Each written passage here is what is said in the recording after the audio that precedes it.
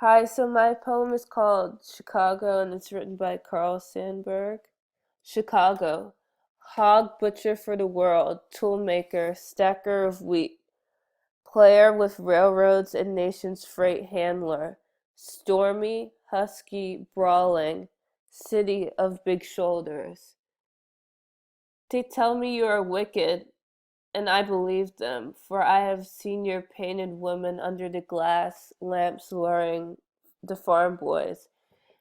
And they tell me you are crooked, and I answer, yes, it is true. I've seen the gunmen kill and go free to kill again.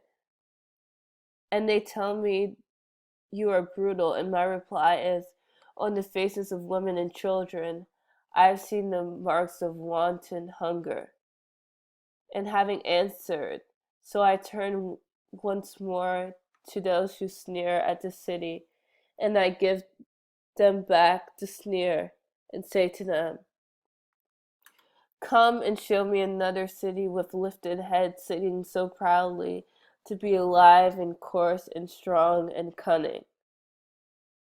Flanking magnetic curses amid the toil of piling job on job.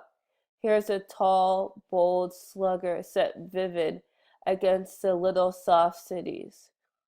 Fierce as a dog with tongue lapping for action, cunning as a savage pitted against the wilderness, bareheaded, shoveling, wrecking, planning, building, breaking, rebuilding. Under the smoke, dust all over his mouth, laughing with white teeth.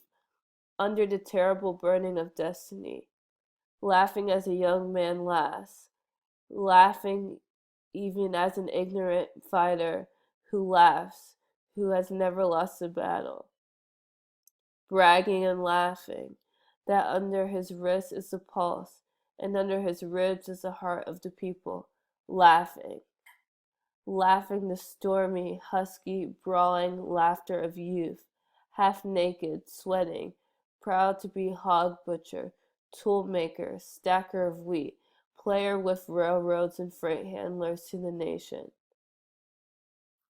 So this poem was written in 1914 by Carl Sandburg, and I think the title is literal, and he's talking about Chicago, and he talks about the good and bad Chicago, and he also justifies the bad about Chicago, and a little bit about Carl Sandburg.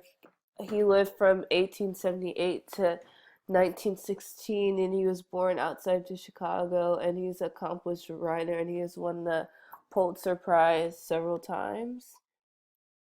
So, I'm first gonna do vocab. So, luring means to tempt. Wanton means deliberate or unprovoked. Sneer is a mocking tone, and cunning is a skill in achieving one's ends by deceit. I'm going to go through the plot now. So, Hog Butcher for the World, he's saying that Chicago was a major city in meat production, and this is also an allusion to Upton Sinclair's The Jungle, which was written a few years earlier, which talks about the flaws of the meat industry in Chicago in the early 1900s.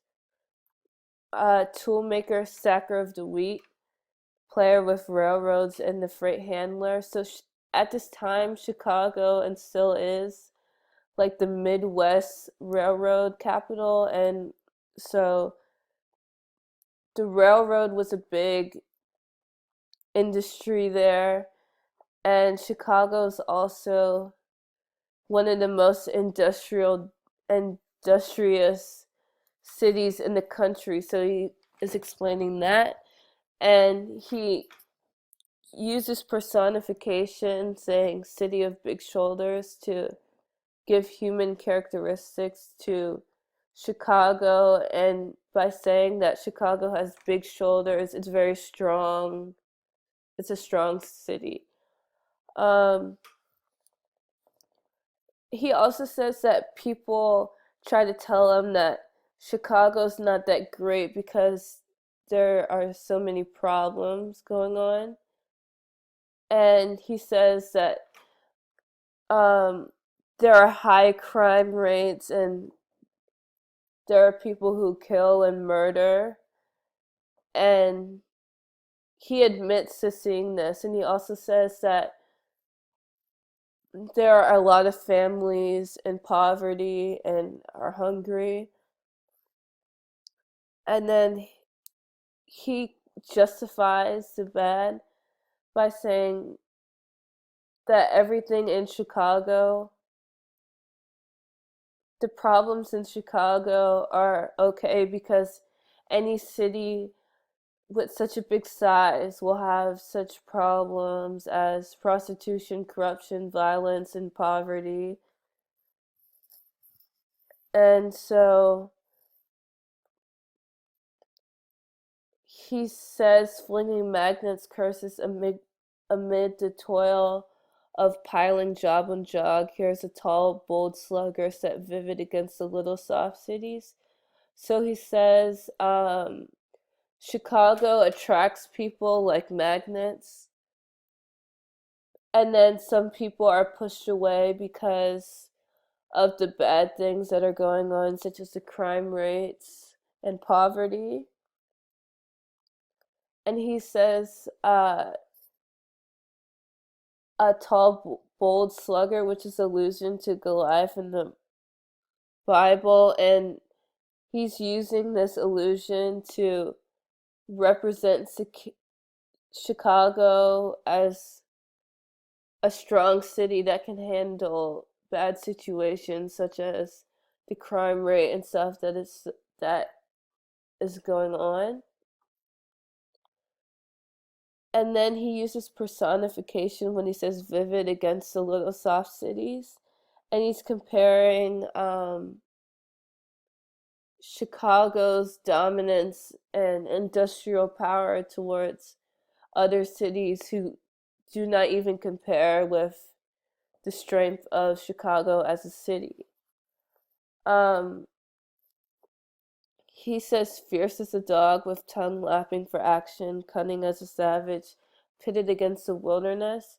So when he says fierce as a dog and cunning as a savage, those are similes.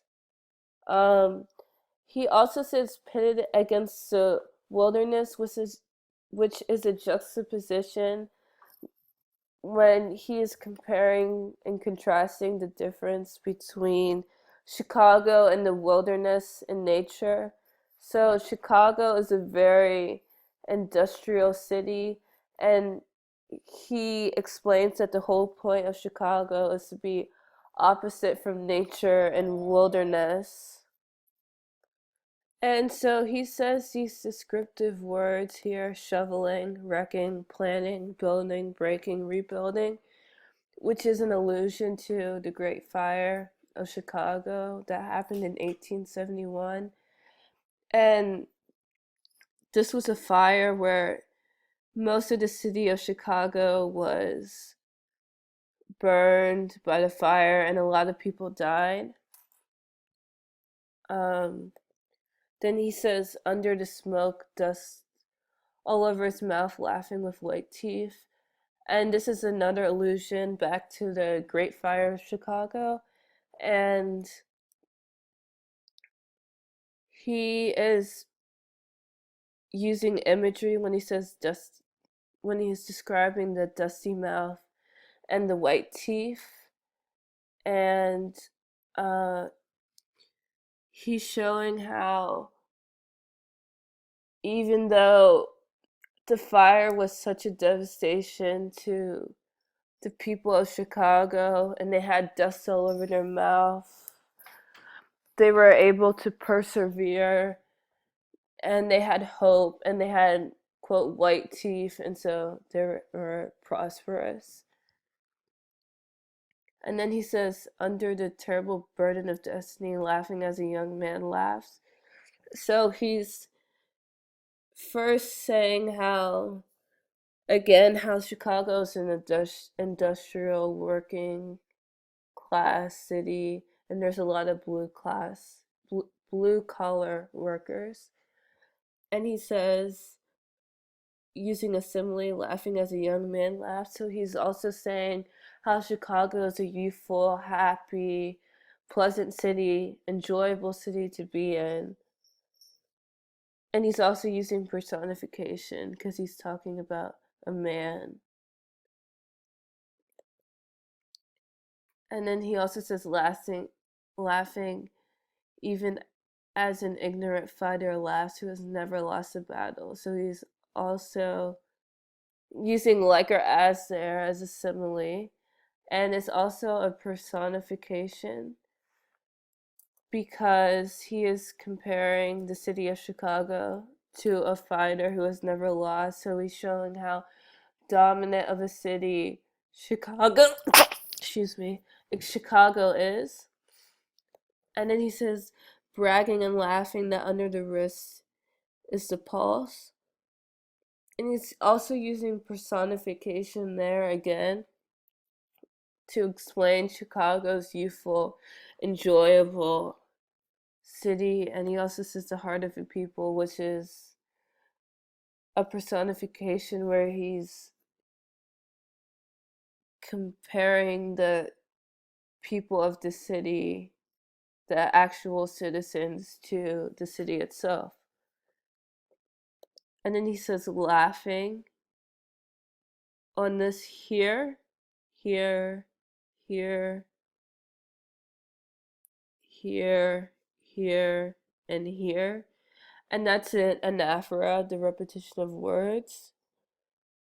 And in this last phrase here, where he says laughing, the stormy, husky, brawling laughter of youth, half naked, sweating, proud to be hog butcher, tool maker, stacker of wheat, player with railroads, and freight handler to the nation.